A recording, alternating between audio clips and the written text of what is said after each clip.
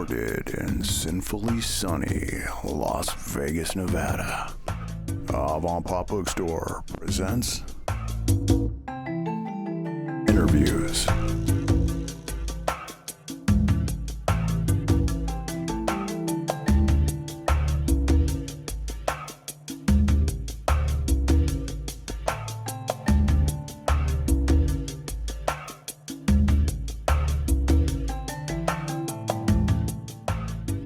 Joining us on this episode of Avantpop Bookstore Presents is Joel Riojas. Joel is an Army veteran living in Las Vegas, Nevada, who was originally born and raised in Chicago, Illinois. His latest book, The Green Wizard, is available now. Joel has written other books, such as 23, that many have called a creative adventure with twists and turns. Others viewed it as a great story that gives you time to escape and enjoy a nice read. Joel really enjoys writing, taking someone on a journey, and inspiring them in hopes of leaving them excited to read more.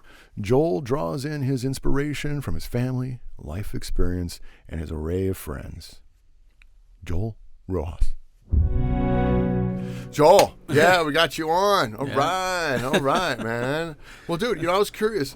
Are you originally from Las Vegas? So I've been here actually 5 years, but I'm originally born and raised in Chicago. And then I spent some time in Alaska, Anchorage, for about 6 years. Then I came here, so I've been bouncing around. So Chicago, and then you joined the military and went to Alaska? Yeah, I was up there in Fort Richardson, but I also went to grad school up there. So. Oh, nice. So they had me busy in the last frontier, as they call it up there. Well, what made you want to come down to Las Vegas? Well, I got families here, and honestly, so my business partner is my cousin, Tony Santiago, and, he's like, hey, why not try something different, something new? And, Vegas, as we know, is blowing up. So he's like, hey, this might be a good spot for you to come out and just unleash, Heck yeah. Now, when you were back in Chicago growing up, was sci-fi a big part of your reading? Yes. So I was always a huge fan. As a matter of fact, right around 5th grade, I had a couple teachers leading to 7th grade, Mr. Holcomb, that just opened my world. He had to just start reading all the Tolkien books, and at that time, barely the Chamber of Secrets as far as Harry Potter. But yeah, I was just consuming it all. Nice, yeah. Nice, heck yeah. So, when you first started writing your first book, you've done 3. You're working on 4 now. Yes, and a lot of them on the bench that I just feel didn't make the cut. But also, as we know, when you're working on a craft, there's gonna be a lot of stuff that. It's just stuff that's helping build, right? But yes, exactly that. Working on the 4th, Iniquitous Magic. Now, how old were you when you first started? Your first one is 23. You were 23. That's the name of the book. Yeah. Oh, how old were you? Sorry. So I started writing that one 2019. So what had happened? Because I've had a long journey, I had to actually take this back to when I was in grad school. I met because we were in a quad, right? Because I went to grad school for social work, but I met one of my best friends there. His name is Varun, and at that day he was working on some music which I never had seen before, right? Well, he pretty much opened my palette to just the whole idea of just that creative vision, just creativity in general, and I had always had it there too, but because of him and just kind of his guidance, right? Because he makes beats, he produces and stuff. It really inspired me, and it just led one thing to the other to where the point I'm like, what? I'm going to write something, and I'm going to throw it down, and 23 popped up. Nice. Now, speaking of, your books are inspirational, so what inspires you? Okay, so what inspires me, honestly, so I have to take it back, right, to the roots. So I grew up on the south side of Chicago called Back of the Yards. Tough neighborhood. But for me, I always had a sense of like, all right, I'm looking for something. I was after something. Because then I dealt with all kinds of stuff. That area was pretty, low socioeconomic area. Dealt with a lot of hardships, gangs, all that stuff, And so in my writing, it's influenced from my heart, because I had been bullied. I've dealt with just about everything that comes with growing up in an area like that. And so when I write, it's motivated from that, right? The struggle, the grind, having people say you're just another stat, or because I had, I made some mistakes early on that people are like, well, you're pretty much done, right? Because had my son while I was 17 going on 18, so I had a lot of friends worrying about, what college party they're going to go to freshman year. I was over here worrying about diapers, Right. Yeah, it happens. But you pulled through. Right. I mean, not only joined the military, but you got your college degree. Yes. Yeah, that's fantastic. And you've been writing. So then your second book, the Blue Neptune. Yes. Tell us a little bit about that one. So that one, I was still I felt like I kind of rushed that one, honestly, just because I was still getting into the groove of fantasy, really like putting ideas to paper and the whole craft, right? Like really getting meticulous. But that one's more still me shaping this image of what I had of like essentially my like I was still being very creative with it, and I felt there was elements in there that while it's a cool sci-fi action, it did help me build leading into the Green Wizard. But there's a lot of stuff I wish I could have took back when it came to Blue Neptune. Maybe did a couple more edits, reached out a little more, kept building on the team that I have now, that I work with, and so it was another stepping stone, Yeah. Well, the Green Wizard, I mean, it seems like there's a big hop between the two, and yet how long did it take you to go from Blue Neptune to the Green Wizard? So since about 2019 to current, it's been pretty much year to year. We've been dropping, Landopedia being, the business that I started with my cousin, Tony. We've been dropping one a year pretty much. Yeah. But this new one, I'm really gonna just take my time with it. Nice. Yeah. Well, you're working your craft. It takes time, and as a writer, it's always polishing. You're always polishing your work. It's hard to release them sometimes because sure. you want to just keep working on them. No, yeah, for sure. And it's a lot of hours. It wasn't. They in this life, right? People share information with you, and sometimes it could just go over your head, right? Unless you're actually going through the motions of like, oh snap, I actually need to use this kind of information because it's useful to me. So for example, a lot of times I would spend time with my buddy, him explaining certain things about creativity, or just say his own craft and how maybe I could shape mine. When I first met him, all that stuff just kind of went over my head. I was like, oh, this is cool. It's really cool what you're doing, as far as your craft. But it wasn't until later when I actually got into my craft that I was like, oh snap, I remember he said this or he said that about how how to go about approaching your craft or creativity, or so stuff like that. You start noticing, okay, I need to really pay attention to the people that know their stuff, and because it has a purpose now for me. Yeah, you got to learn the wax on and wax off right there. Heck yeah. Nice. So walk us down the plot for the Green Wizard. Okay, so the Green Wizard pretty much, like I said, you've asked kind of like, pretty much what inspired this one is, rest in peace. My grandfather was a big part of my life. He passed away back in 2016.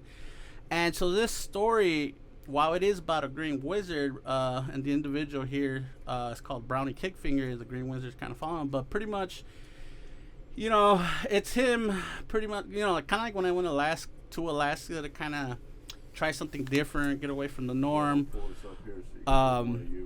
Yeah, thanks. So Brownie in this situation is pretty much fleeing, right? He needs to find himself. He has no sense of empowerment, identity, and he's just aimlessly going wherever he's going, right? In this case, he just happens to find himself in a terrain that's cold. He doesn't understand the elements, kind of like when I was in Alaska. I had to learn a lot of things on how to survive up there.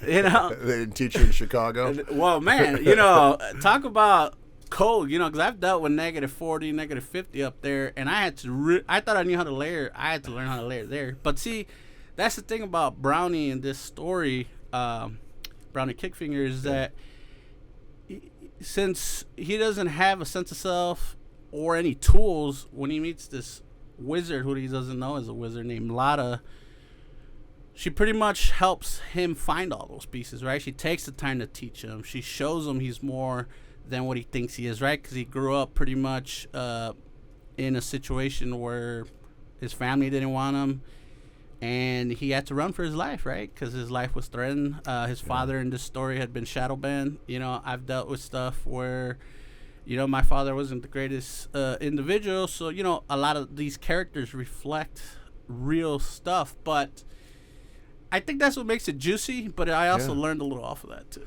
Yeah, you learn a lot about yourself for sure. Right. Yeah, building those characters. Right. Yeah. Nice. Now, how long did it take you to work on this one? Oh man. I mean, I know you say about a year each one, but I know with you got a day job, you got a family. I mean, what?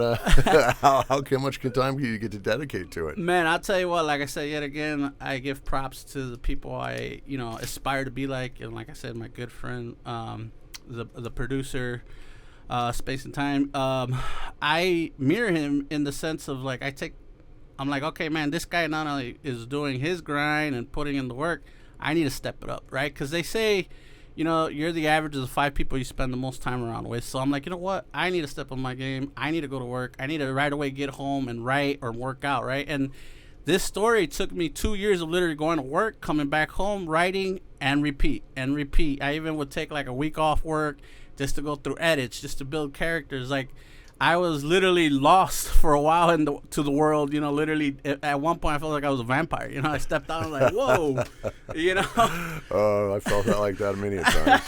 It's a crazy feeling. Let's see. What was I gonna say next? That was a great line. Let's see. So your next one now. Wait. Where you did for this one? You've been doing book signings. Yes. And how was your Barnes and Noble experience? That was interesting. I never envisioned that opportunity along with the other ones I've had with local bookstores, and it's been fascinating just because the support's been there. I've always known fantasy is a huge genre, right in the top 3, but it is different when people are there to support what you're writing, right? And dressing. I had at Coppercat's book, people were dressing up as wizards. Wendy. Yeah, shout out. Thank you, Wendy. Wait, people came dressed as wizards? Yeah. Oh, that's awesome. And, it reminded me of, you hear these football players when they say Peyton Manning or Tom Brady, where, they're like, oh, man, it was crazy when I started first seeing, as they were blown up, individuals wearing my jersey. And it was crazy because I'm like, and, obviously they were a fan of the game since they grew up as kids. So as a kid growing up, enjoying fantasy, and then to see that for myself, I was like, wow, this is crazy. Yeah. Like, this is a different You're feeling. making an effect. Right. Heck yeah. Now, are you going to expand from the fantasy genre? Maybe find your way into another genre, or are you thinking of just continuing your sci-fi and specializing? Yeah, I think for now I'm just going to specialize, really master my craft, because I haven't mastered my craft yet. So I want to master it, and I want to continue to build experience within what I'm doing here, right, in the book world, or just within fantasy and stuff, because right now I'm still kicking in the gear, right? And I feel once I master that, then maybe I could teeter later, maybe do, I know people are big on romance or detective kind of mystery and all that stuff, or sci-fi romance and all that. So, I just read actually a local professor here at UNLV, Jarrett Keene. He just had a new book that's going to be released here soon, and I got to read an advance copy. And it was, I was never a very big sci-fi reader. Sci-fi for me was Kurt Vonnegut and Douglas Adams. But I read his, and it intrigued me a lot. It's beautifully written and a page turner, man. I was really into it. But he ends up throwing a little romance in there, which I'm sure a lot of sci-fis do. But as someone who loved and grew up on romance novels, that was I was super happy to see that. No, and I'm happy to hear that, because that's the kind of effect I'm after. I want people to have that experience when they're reading my stuff, and so I've even jumped deeper into the craft, and I myself too have been reading this one called The Belgorod, and really using that to continue to get deeper into the craft, and what people like you're saying, to be able to be like, all right, cool, this is really good, because it's a great story, Yeah, the bsee thing you can do is read. If you're a writer, the best thing you can do is read, read, and practice writing, because that's what it takes. You got to take from other people's to polish your craft. You got to see what other people are using it and how they're expressing the craft. Yeah, and it's important, and take bits and pieces from them all. I mean, that's what William S. Burroughs said. said, copy your favorite authors and put it in your own words. Create your own style, developing what you like the best. And I like that. Yeah. Now your new book. What's the title of that one? So this one's Iniquitous Magic. This one is truly what I'm gearing towards, really bringing to life those dwarves, elves, humans, right? Kind of like a hybrid of Lord of the Rings, Harry Potter, and obviously with my own touch to it, right? Because I'm trying to carve my own lane, right? So this one is pretty much about wicked magic. There's a dark overlord. There's a magus, so a sorcerer. There's the main character, Sky, Punchlong. So I think people are going to enjoy this because I'm going to really provide those ingredients that people love about a fantasy, probably action in this case too. But I've been inspired. I even threw out there my first ever book soundtrack for this. It's got 2 tracks. Nice. Heck yeah, that's awesome. So what's your hopefully your release date going to be on that one? Man, we're probably a year and a half out. Yeah. That's great, though. You don't want to rush them, like you said. Take your time on this next one for sure. Right. And each one keeps getting better and better. Yes. So that's yes. And that's the way it should be. And you talk to any writer, that's how a lot of them don't even like artists of any style really, kind of look down on some of their first stuff, but that's part of the process. Right. And what's been cool about the process, I've kind of better understand now why they say don't rush anything, enjoy the process, embrace it, because there's a lot to learn. But it's been cool also building the team. So when I first started, it was just me and my cousin, and that was me, my cousin, and Alex, who's the editor. And now we have another piece to the team. He's designing these characters, and it's been so cool, continuing to work with more and more pieces. Like, that's really cool, Heck yeah. How big's your personal library at home? It's pretty big. And what stinks is, since I've always hopped around, because I also lived in Georgia for about 10 months when I was still in the military. Unfortunately, sadly, I've had to donate books, so it would be even bigger, Oh yeah, I know. I miss people I've lost touch with. I miss books I've lost touch with more than people I have. Some good books have just gone the wayside. Yeah, it's such a bummer. But I see why it's important to also I made a statement earlier, but I've also learned that the same 5 people you speak to, right? It's important to keep in mind because those 5 people, the way they think, it will influence the way you think. So like right now, the only people that I'm speaking to are people that are either doing some kind of project or working on some kind of grind, or I'm feeding off of them, vice versa. And it does change things versus maybe being around, say, people that aren't on that same wavelength, right? It's true, man. That's probably one of the smartest things you could tell young writers. Is to surround yourself with like-minded people. Yeah. Because if it's just a party scene all the time, then right. you're not going to get much writing done. Exactly. And if you're just working all the time, you have no energy to write, and it steals and drains your motivation. So it does. Yeah. It does. And it's as part of inspiration too, seeing those people, right?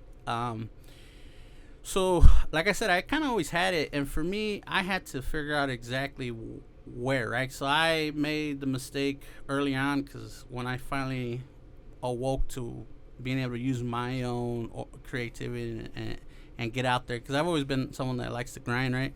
I actually started with making a brand, so Just As Rich, and then from there I found in Alaska a fighter named Sandman who was in the AFC looking to go to the UFC. So I started there. I thought that was cool for a while. I even, at that time worked on a project, right, within music. It was Just As Rich Volume 1. There's like 6 tracks on it. I had a rapper named Purdue. And then I was also produced by Space and Time. But I kept jumping around everywhere, and my best friend was always like, just kind of focus on one thing. That's everything I always kept hearing, but I did it. And this goes out to all the people that are in that same situation, right? Like, early on, it's hard, right, when you finally open up to say, wow, there's this whole world here, but which one do I pick? Because if you're just bouncing around, it's going to be rough. You're never going to be the master of anything. Right. Yeah. Yeah. It's good to diversify, but you got to Right. knock out one thing at a time. Sometimes I always like to do a couple of projects, and then finalize one. Just because you get inspired to work on one, and then if you're working on something for a long time, you got to pull back and kind of focus on a little something else. And as writers, you always get new ideas. So you got to kind of jot those down, maybe make some notes on those, and see if that's got a direction. Sometimes one project takes over the other. Yes. But if you got 6 different things going on, It's tough. especially if you're doing music and writing and acting, whatever. Right. Yeah. Exactly, because people that are big supporters of, say, these genres or what, they're gonna be able to notice a crappy product, right?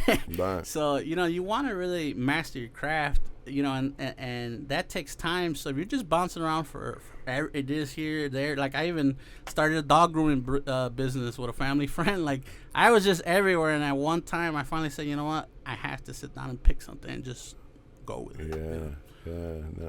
Yeah, unless you got a lot of money. Right. Oh, man, then you can bounce around or whatever, and most of the time none of it gets done, but that's okay. You got a lot of money. Well, dude, I'm excited to have you on here. We're going to be doing a book signing here with you, right? Right. Yeah. And thank you for having me. I'm excited Of course, to be here. of course. And I look forward to the book signing. Yeah, we're excited to have you, and we're excited for the new one. And now people can find your book all over the place at Avantpop Bookstore. I mean, all over. You're pretty much in everywhere. Yeah, everywhere in Las Vegas, huh? Yeah. I mean, out of all the prolific writers we have in town, man, I see your book more than anybody else. And and much thank you and love to everyone that's been supported. Because like I said, when I started this, I had no idea that I would even be sitting here. And like I said, yet again, thank you for this opportunity. But yes, to see that, where it's in every local bookstore. I've had multiple book signings, and people have actually come out. Like at Copper Cats, pretty much sold out there. Yeah. Everything I had at the Barnes and Noble on the 95. I had the book signing there. No, actually, sorry, in Henderson, when we did the Barnes and Noble there book signing, they purchased X amount of books, and then I took some, and pretty much everything got sold out too. So. I mean, dude, when you got people showing up dressing like wizards, you're on the up and up. Most I get is people give me weed, which I don't knock. I feel you. Well, cool, Joel, man. I'm so glad. Anything else you got going on for 2023 this year? You're just focused, man. That's what I see every time. You're just like work and write, which is huge. That's how you got to do it, to really pump out good stuff and work that craft. I'm a little jealous of that because I get kind of pulled in a lot of directions these days. But it's good to see you focusing and writing, man.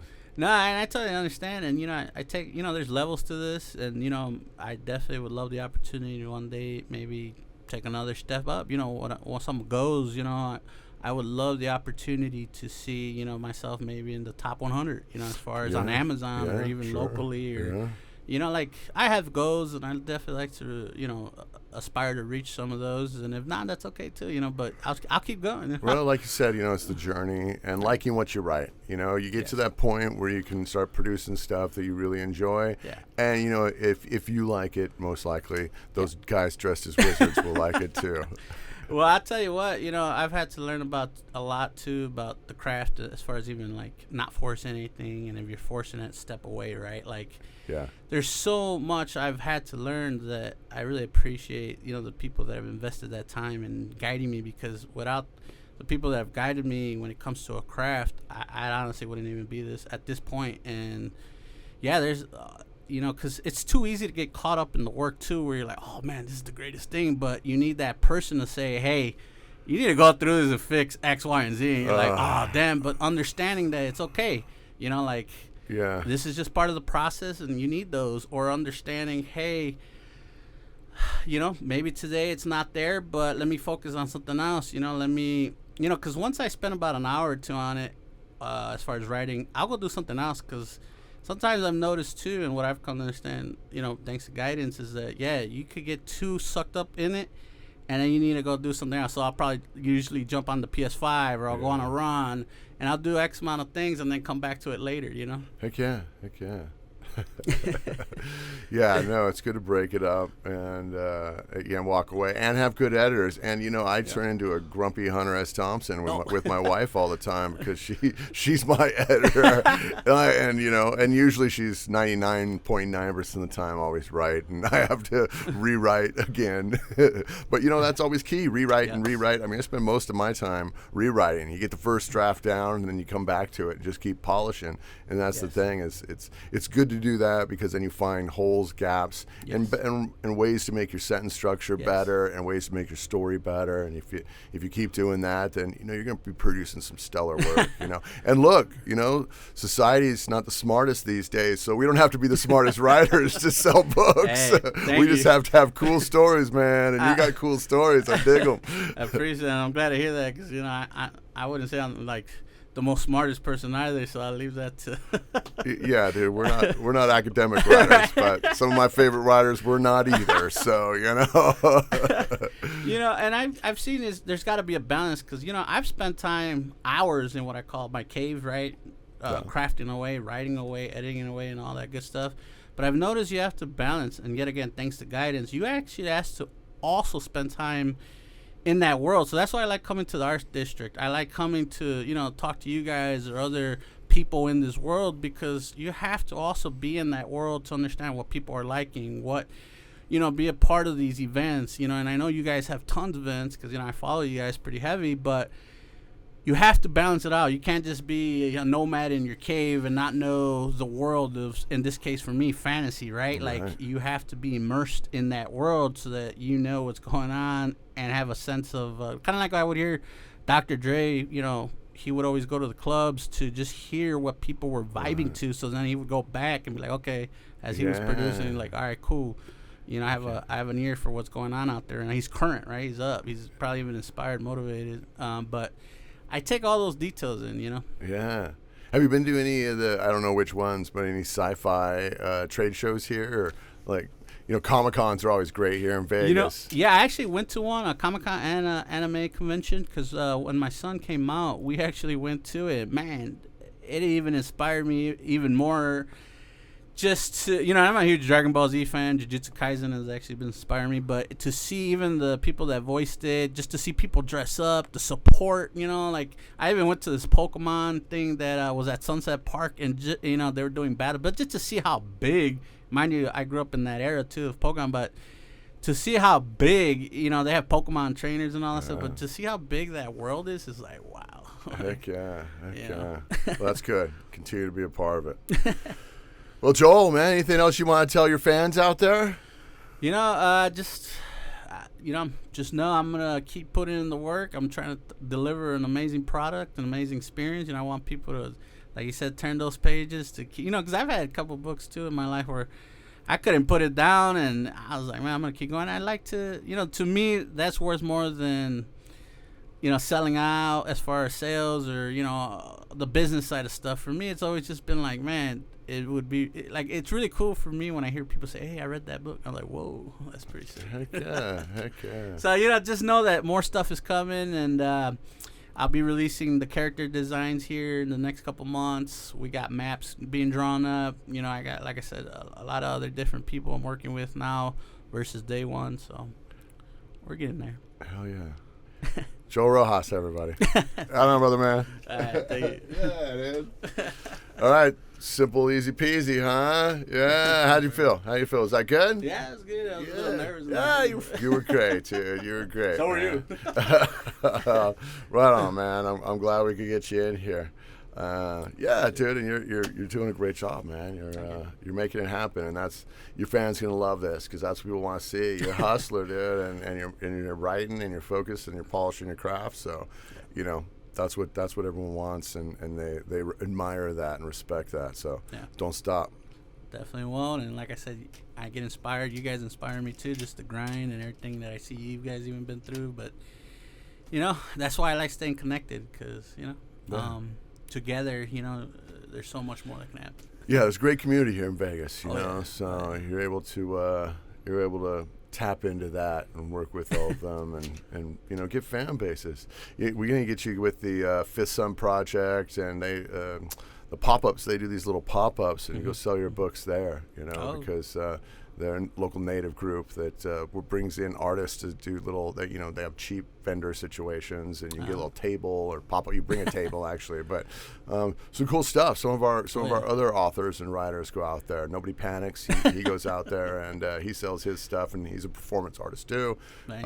And then Seth Singer is an artist who wrote Garrett's his best friend's book, Garrett, and he sells his book out there too. So, it's good with those little pop-ups here in town. You can definitely and those are great. I believe I missed the one earlier in the year that was held. I believe here in the art district. But I like those too because it's cool to meet other people, like we've kind of alluded to, right? Because I like hearing, hey, so how do you go about your creative phase? Like, they always say creativity is highest, at night, right? Like, now there's no science behind it to prove yes or no, but I have been up at 2, 3, 4 in the morning writing, and I do, it is a very powerful feeling when the city, even though Vegas hardly sleeps, right? Because there's always movement, but there is a certain energy to it when, say, 70% of the city's asleep and you're up 2, 3, 4 in the morning crafting right away.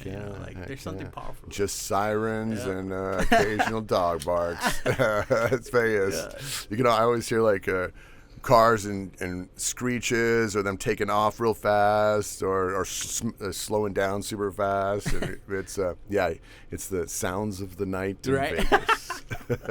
Which, hey, like I said, thanks again to Las Vegas.